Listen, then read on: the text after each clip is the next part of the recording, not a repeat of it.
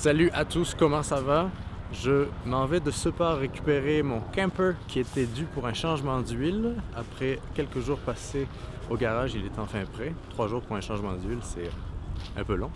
Et aujourd'hui, on se retrouve pour la deuxième partie du ménage printanier qui est en fait la sanitanisation, l'assainissement des tanks d'eau et on va également faire un peu de travail dans la salle de bain parce que j'avais une fuite l'an dernier et je vais essayer de la régler. Sinon, ouais, un peu de ménage, puis lançons le générique.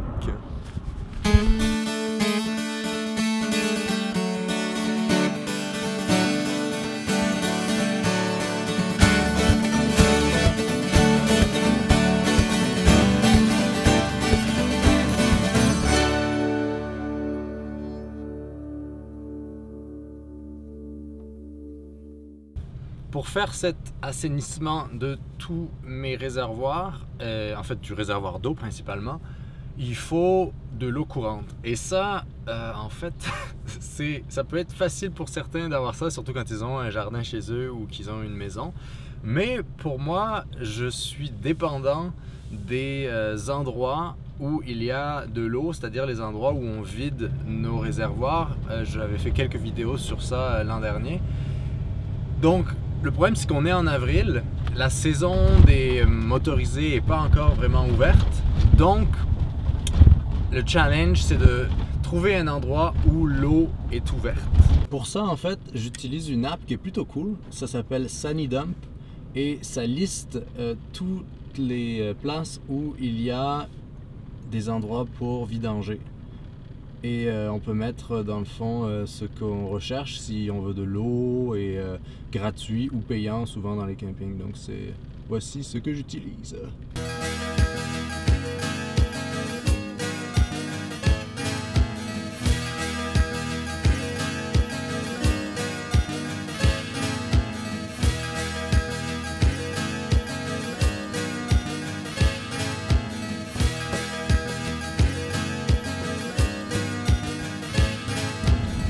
Le tunnel La Fontaine,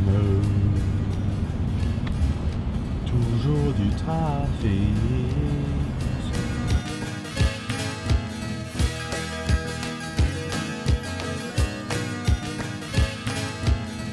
Bon, je crois qu'on arrive. Ça va être juste ici à gauche.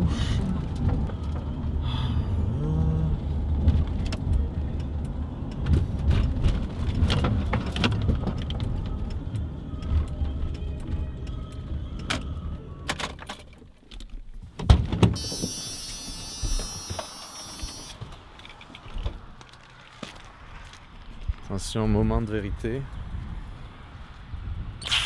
Oh my god! Ah ben c'est écrit. Jusqu'au 15 avril.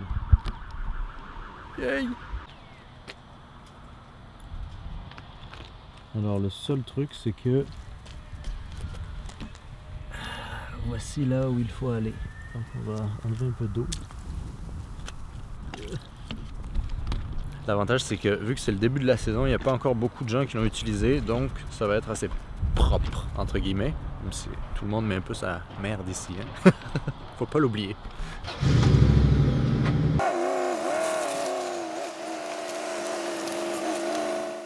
On n'imagine pas que c'est un gros planning à faire d'assainir le réservoir d'eau parce que ça se fait en plusieurs étapes en fait.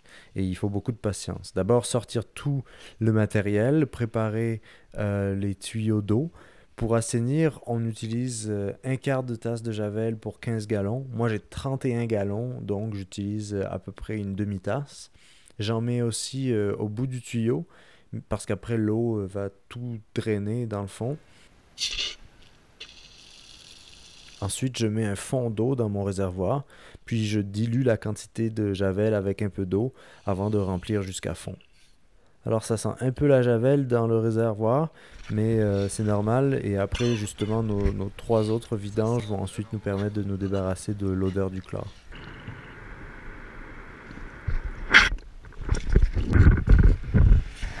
Maintenant que le réservoir d'eau est plein, je vais activer la pompe à eau et ouvrir tous les robinet. Alright. La pompe en marche.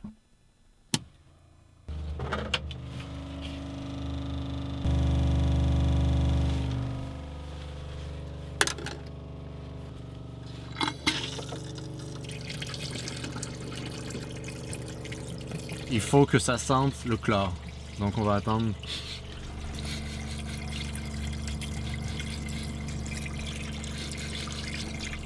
Ça y est. Je vais en profiter pour m'occuper de mon réservoir d'eau chaude, même si je l'utilise pas beaucoup. Alors il y a beaucoup de pression et chaque fois ça me fait la même chose et je devrais faire attention. Mais voilà la catastrophe dans 3, 2, 1. Ce truc là, ça arrive tout le temps. C'est comme j'essaie de faire attention, chaque fois je me prends un splash dans le... J'espère qu'il n'y avait pas de chlore dedans. Pour le réservoir d'eau, je mets que du vinaigre blanc et je laisse couler. Ça donne un peu mal à la tête tout ça. Mais il faut prendre l'air. Maintenant en fait, je vais Laisser mon vélo ici. et je vais rouler avec le van un peu, faire des tours, faire des ronds, des virages, des hauts, des bas, essayer, même si c'est dur ici d'avoir des hauts et des bas. Et pour que tout le chlore s'attache aux bactéries. Et ensuite on va vidanger, et 2 fois en fait. Et oh wow! Check! Hello! Ça c'était un gros ver de terre. Ici, sur le bord du goudron. Bon, je pars juste faire un petit tour de bloc. J'espère que personne va être intéressé par ces trucs-là ici. Donc faut faire rocker la Flowmobile pour que toute l'eau elle... Faut quand même faire les stops.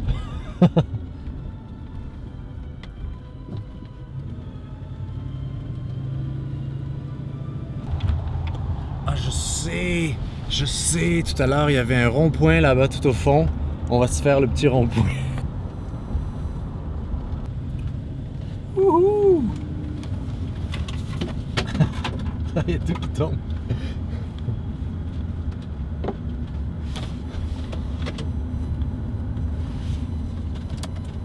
Donc j'espère qu'il y a encore mon vélo. Oui, il y a encore. Allez, dernier virage. Wow. Bon, comme je le disais, j'ai une belle petite fuite d'eau au niveau de la douche. C'est comme si ça a empiré pendant que le van était au chaud. Donc, un autre truc à régler. Je sais pas trop d'où l'eau vient en fait, et ce truc-là est assez dur à démonter. Donc la seule chose que je peux faire finalement, c'est enlever ce qu'on appelle le vacuum washer, et j'en ai une pièce de rechange.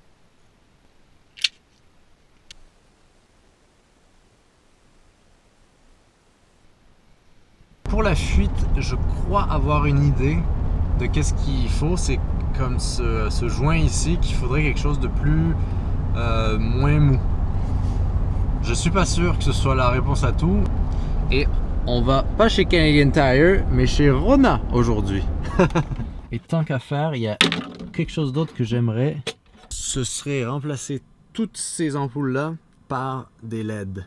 Parce que les LED, ça consomme 1000 fois moins d'énergie et ça illumine même parfois mieux. Donc le challenge, ça va être aussi ça. Hey, beaucoup de choses aujourd'hui. Hein? Le truc le plus drôle, c'est que l'idée que que la personne m'a dit, c'est de mettre du silicone. Ça, c'est une très bonne idée.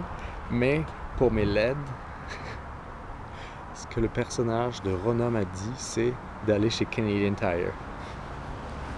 Je le fais pas exprès d'aller chez Canadian Tire. Tout nous ramène au pneu canadien. Yeah.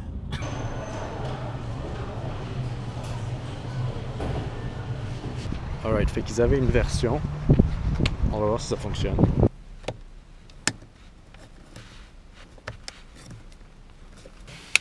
Oh!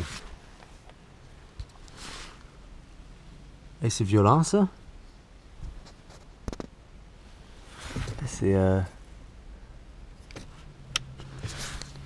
Bon ben on verra.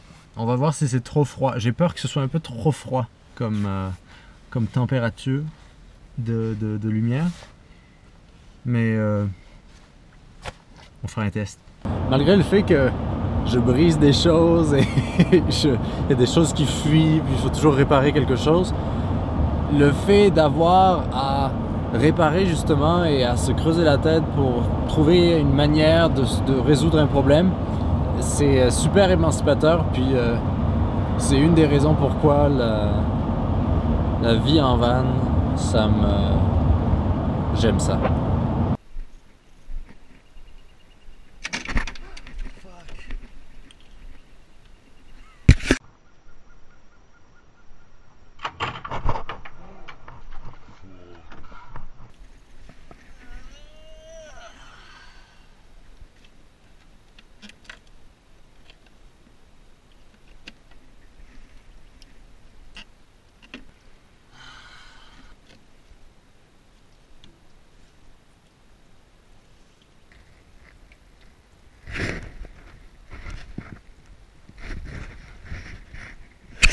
De retour à ma station de vidange, je vais finalement pouvoir ouvrir la valve du réservoir d'eau propre qui va couler à petits filets très lentement.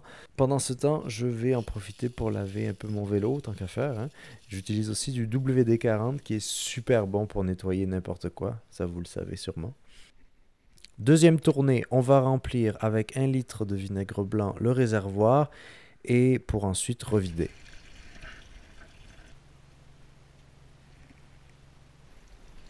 On arrive vers la fin, je vais vidanger également les réservoirs d'eau sale cette fois-ci. Alors, il faut relever ce maudit truc et au moment où je m'apprête à utiliser la vidange, eh bien, il y a un petit VR qui vient dire bonjour. Donc, on va le laisser faire sa vidange et finalement, nous faire notre vidange finale.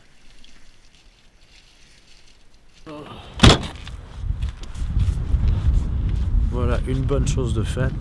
En tout, j'ai vidé, vidangé, rempli, vidangé, vidangé, rempli 3 fois le réservoir. Maintenant, qu'est-ce qui reste? Il faut que... En fait, j'ai mis un joint en silicone autour de là où je pense qu'il y a ma petite fuite d'eau. Et donc, on va attendre que ça sèche et je vais voir si je peux arranger ça.